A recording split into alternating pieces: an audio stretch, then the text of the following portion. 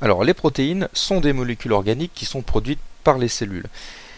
Elles ont de nombreux rôles dans les cellules. Un des premiers rôles, c'est effectivement d'avoir un rôle de structure, c'est-à-dire de participer par exemple à la structure de la membrane plasmique, mais elles ont aussi des rôles de communication entre les cellules, comme des messagers entre les cellules nerveuses, on va les appeler des neurotransmetteurs.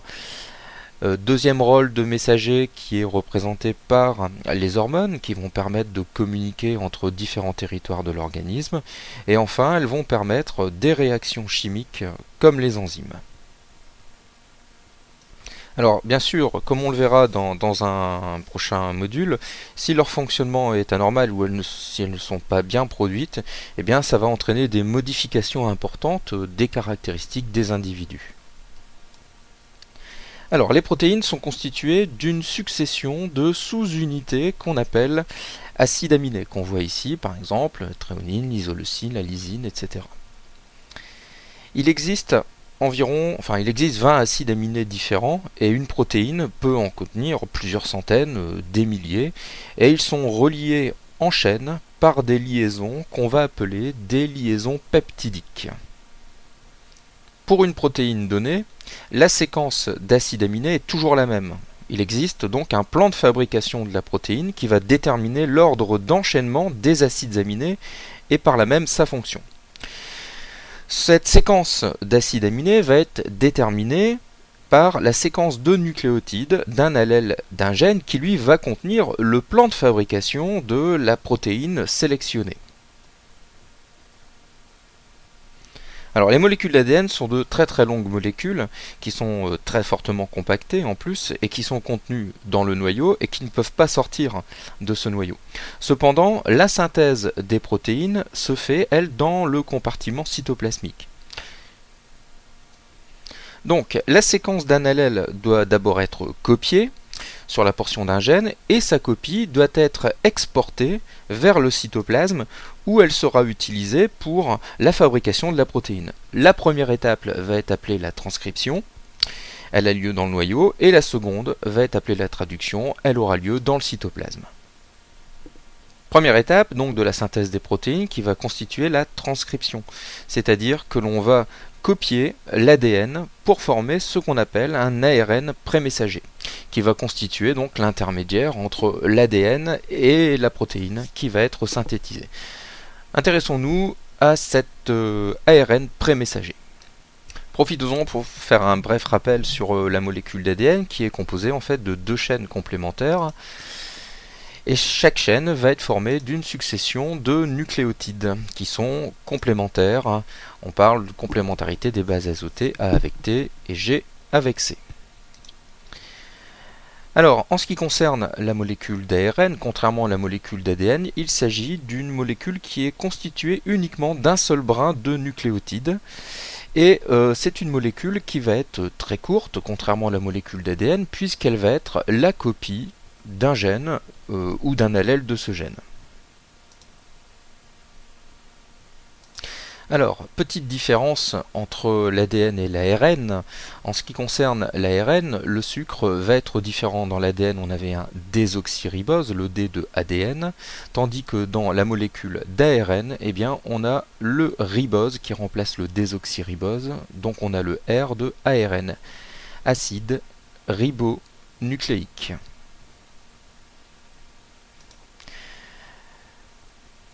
Dernière différence, eh bien dans l'ADN il y avait 4 bases, A, C, G et C. Eh bien dans l'ARN on retrouve 3 des bases, A, C, G, mais la thymine va être remplacée par l'uracile. Dans l'ARN, la thymine est totalement absente de la molécule d'ARN et est remplacée par cette base azotée qui est l'uracile noté U. La molécule d'ARN prémessager va donc être la copie de l'information qui est contenue au niveau d'un gène de la molécule d'ADN. Intéressons-nous maintenant aux étapes de la transcription de ce gène et à l'intervention d'un élément nécessaire qui est une enzyme qu'on va appeler l'ARN polymérase. Alors, observons donc le déroulé de la transcription. Donc tout démarre dans le noyau de la cellule, qui est ici représenté donc en gros plan. Petit zoom sur la molécule d'ADN. On reconnaît donc les deux chaînes.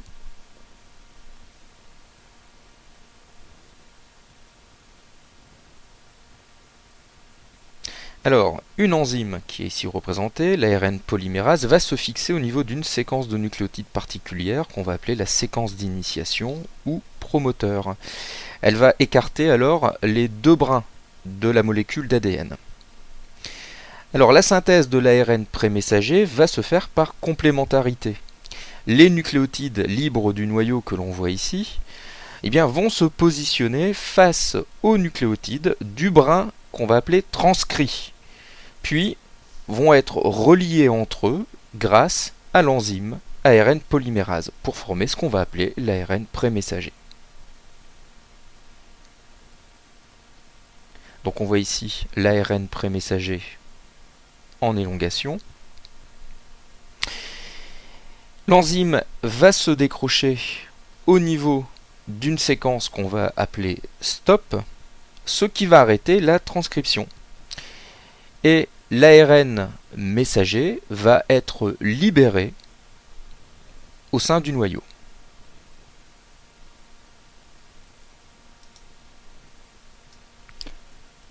L'action de l'ARN polymérase, donc qui va permettre la transcription donc, de l'ADN en ARN prémessager, est représentée sur ce schéma.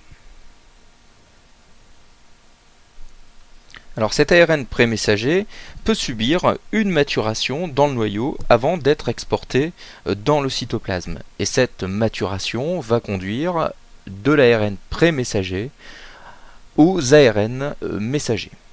Alors ce mécanisme de maturation va permettre de comprendre pourquoi dans le génome on a de 20 à 30 000 gènes, alors que si on regarde la quantité de protéines capables qu'une cellule est capable de fabriquer, ce qu'on appelle le protéome, eh bien on en a beaucoup plus, on en a 100 000 à 1 million. Alors si on s'intéresse à un gène, eh bien on constate que l'intégralité de la séquence du gène ne comporte pas seulement l'information nécessaire à la synthèse de chaînes protéiques, il y a des séquences codantes qu'on va appeler exons, qui sont séparées par des séquences non codantes qu'on va appeler introns. Alors, que se passe-t-il lors de la maturation de cet ARN prémessager? Eh bien, les introns sont éliminés et les exons sont reliés entre eux. C'est ce qu'on va appeler l'épissage.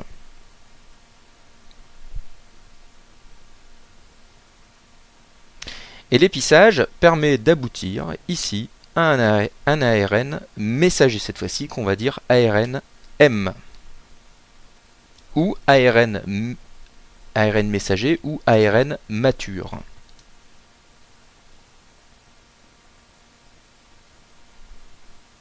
Alors comment obtenir des protéines différentes justement grâce à ce processus de maturation?